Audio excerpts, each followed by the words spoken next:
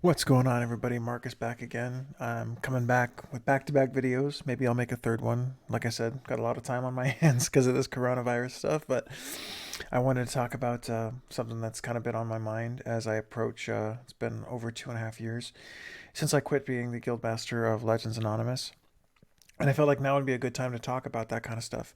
And one, why I quit being a guild master, and two, why other guild masters quit. So, give you some backstory as to what was going on. Legends Anonymous started in Warlords of Draenor. For those who don't know, we had kind of a hot start, and then things slowed down during Blackrock Foundry. Things got really desperate for us, and the end of Hellfire, but we made it through. With the announcement of Legion, there was kind of a reinvigorated, I guess, spirit. We were able to recruit more people. A lot of people that had quit during Warlords came back, and during Legion, the first tier of Legion, we had probably the best tier we ever had, and we were just stomping everything to the ground. And then come Tuma Sargeras, we lost three of, let's say, our top 6 or 8 players. Out of our top 6 or 8 players, three of those guys ended up leaving in Tuma Sargeras. Two of them, mind you, were tanks, and one of those tanks was our raid leader and one of our officers. So, and the third one was a ranged DPS who is probably, I would say, overall the best guild member we ever had in terms of raiding prowess. Just a solid raider. Like, yeah, I wish I could have 20 of them in my guild. So we lost three of those guys in one fell swoop. We had some other turnover as well. We lost a healer. We lost another ranged DPS. Like, we had a very large roster. Like, if you look at my video and my Gul'dan kill, there's 28 people in that Gul'dan kill. That was actually not even our full roster, but it was a really solid, almost 30-man roster. It got dropped down to probably like 23, 24. I mean, I did some recruiting. I probably lost 6 or 7 people, but I did some recruiting.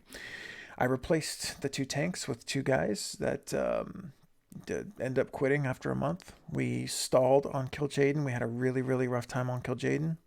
And then about 2 weeks into Tuma Sargeras progression, I found out I was becoming a father. So all these issues compounded where we were just really struggling in Tuma Sargeras. We were losing players. We went from on a near 30-man roster to barely getting 20. And as a matter of fact, if you look at my Kil'jaeden kill video, there's 20 of us, and that's it. Like, that's the whole Legends Anonymous raid roster at the end of Tuma Sargeras. So, and I had struggled to keep that roster going, right? Like, it was just a struggle. And at that point, matter of fact, the day we killed Kil'jaeden was our 3rd anniversary as a guild. It had been 3 years nonstop running that guild. Almost 2 full expansions I ran that guild. But the reason why I quit was, all these issues compounded, along with other things that pile up. If bad things happen or stressful things happen, that damage doesn't go away. It's really hard to repair that damage. And I would say it kind of scars you in a way where going through all that stress it makes it harder to continue to go on with more stress as time goes on. So by the time I got to the end of Kil'jaeden, I burnt out. I honestly didn't even want to log in and play anymore. The day after we killed Kil'jaeden, I mean, I already knew I was going to quit. Matter of fact, I told my officers that Legion was my last expansion. I just cut a tier off. I didn't do Antorus at all. So I just didn't have the heart to do it anymore. I had a completely different focus in life. I had gotten married a few months before. This is like September of 2017. So I was just flat out burnt out. And one of the things that I noticed was I really wasn't having fun anymore. It was no longer about playing WoW and having fun. For me, it was about trying to keep this ship afloat. I didn't feel like I was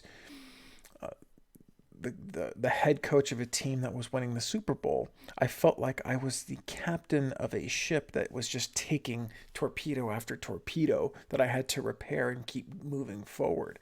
I just didn't feel like that was the direction that the guild was moving in. And that's important. A guild master's perspective as to what he or she is thinking about the guild is really, really important. And when your perspective changes from, a team winning to you basically being a fireman, putting out all these fires just to keep the house standing or to keep the ship afloat, you after a while that just wears on you, and that's how guild masters get burnt out.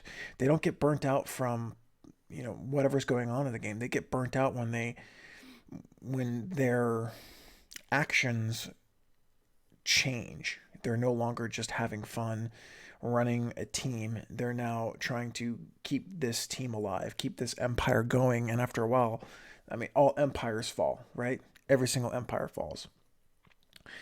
So that's the cliff notes of why I quit the guild. Honestly, I've been contemplating writing a blog akin to 8 Years in Azeroth over my time in as the Guildmaster of Legends Anonymous, almost like a tell-all. I've been contemplating it, but that hasn't come to fruition yet, just because of time constraints.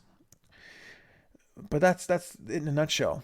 And for a lot of other guild masters, I imagine it's the same way. Pretty much every guild master I've ever known that has quit, all it boils down to is just not having the drive to do it. No guild master wants to quit. We are ego-driven people. We are people that are prideful in what we have, and the guild is you, the guild master. It really is. Even though the guild members make the guild, look at what happened with Method, right? Everyone but Sko and a couple other people left Method. 90% of the guild left Method, but Method didn't die. Method kept going because of Sko. And Legends Anonymous, or any other guild, could keep going as long as I kept pushing forward, right? As long as you as the guildmaster keep pushing forward, it's your dream.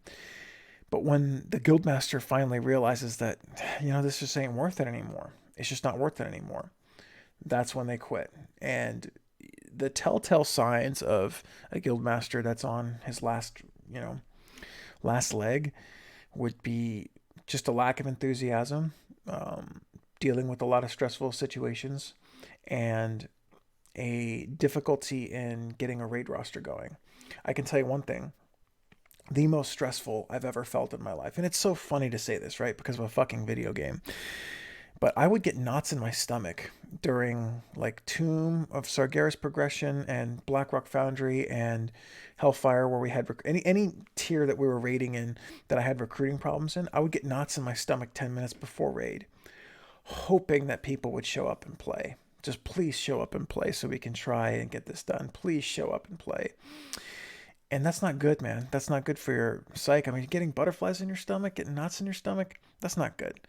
Just hoping people will show up and play, as before, when it used to be like, you log in and there's already 10 people in Discord or TeamSpeak or whatever waiting to say hi, waiting to play with you. Now you're playing this game where you're the only one logged in half an hour before raid. You're sitting in, Ogrimmar or wherever waiting for everyone to show up, and no one shows up until like 5 minutes before, stressing you out. So those are some telltale signs of when your GM's going to quit. And I advise you to, any guildmaster out there that's thinking about quitting, I hope that you don't. I really do. I hope that you don't, because even though I don't regret leaving when I did, I do wish I could have had the heart to stay. I really do. And I really wish I could have stuck it out a little bit longer, because it would have been important to me. It was my guild. It was my dream, even though obviously we had a co-GM. But when it's your guild and it's your dream, it's hard to give that up. It's hard to give that up. So don't give it up without a fight, man. Keep fighting. Keep the dream going. But that's it. That's my story. If you guys have any other stories you'd like to share, hit me up, and like, comment, and subscribe. We'll catch you guys.